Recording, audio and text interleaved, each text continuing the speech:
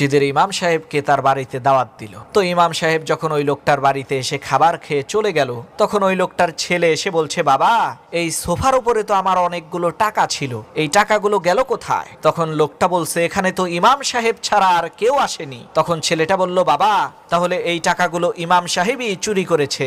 ছেলের এই কথা শুনে ওই লোকটা বলে উঠলো, আরে বলো কি, ইমাম সাহেব তো খুবই পরহেজগার মানুষ, তার তো এই ধরনের কাজ করার কোনো কথা না। যদি তিনি করেও থাকে তবুও তার সামনে গিয়ে এই কথা জিজ্ঞেস করার সাহস আমার নাই। পরের বছর ইমাম সাহেব যখন আবার ওই বাড়িতে দাওয়াত খেতে এসেছে, তখন ওই লোকটার ছেলে ইমাম সাহেবকে বলছে, হুজুর কিছু মনে কইরেন না, গত বছর যখন আপনি আমাদের এখানে দাওয়াত খেতে এসেছিলেন এই সোফার উপরে অনেকগুলো টাকা ছিল, আপনি এখান থেকে চলে যাওয়ার পর টাকাগুলো আমি আর পাইনি। ছেলেটার এই কথা শুনে হুজুর কান্না করা শুরু করলো এবং বলতে থাকলো, আমি এই কারণে কান্না করছি না যে তুমি আমার উপরে চুরির অপবাদ দিয়েছো, আমি তো কান্না করছি এই